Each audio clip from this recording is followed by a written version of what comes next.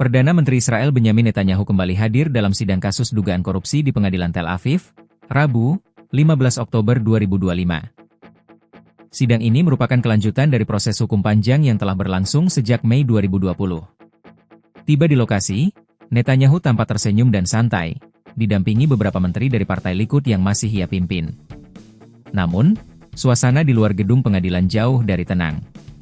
Puluhan demonstran telah berkumpul sejak pagi, meneriakan tuntutan agar Netanyahu mundur dari jabatannya. Netanyahu diketahui terseret dalam 3 kasus korupsi besar. Salah satu dakwaan menyebut ia dan istrinya, Sarah Netanyahu, menerima hadiah-hadiah mewah senilai lebih dari $260.000 atau sekitar 4,3 miliar rupiah dari beberapa konglomerat. Hadiah itu mencakup minuman mahal, cerutu, dan perhiasan, diduga sebagai imbalan atas kebijakan politik yang menguntungkan para pemberi. 2 dakwaan lainnya berkaitan dengan intervensi terhadap 2 media besar di Israel. Netanyahu dituduh menggunakan pengaruhnya untuk memperoleh pemberitaan positif sebagai imbalan atas perlakuan khusus, termasuk regulasi dan insentif bisnis.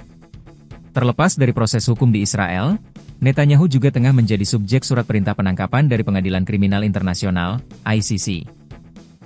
Ia dituduh memerintahkan kejahatan perang selama operasi militer Israel di Gaza, yang menimbulkan ribuan korban sipil dan kecaman internasional. Netanyahu secara konsisten membantah seluruh tuduhan. Dalam berbagai kesempatan, ia menyebut tuduhan terhadap dirinya sebagai bagian dari konspirasi politik untuk menjatuhkannya dari kekuasaan. Ini bukan soal hukum, ini soal perebutan kekuasaan, ujarnya dalam salah satu wawancara. Kehadirannya di pengadilan kali ini hanya berselang 2 hari setelah pernyataan kontroversial dari Presiden Amerika Serikat, Donald Trump. Dalam pidatonya di Parlemen Israel pada Senin, 13 Oktober 2025, Trump menyebut kasus-kasus yang menjerat Netanyahu sebagai perkara kecil dan sepele. Trump bahkan secara terbuka menyerukan agar Netanyahu diberikan gerasi atau pengampunan hukum oleh negara.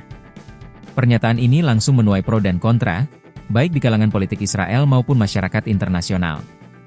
Meski dukungan dari Trump memperkuat posisi politik Netanyahu di dalam negeri, proses hukum dipastikan tetap berjalan. Para pengamat menilai, sidang kali ini bisa menjadi salah satu titik balik dalam karir politik pemimpin terlama dalam sejarah Israel tersebut.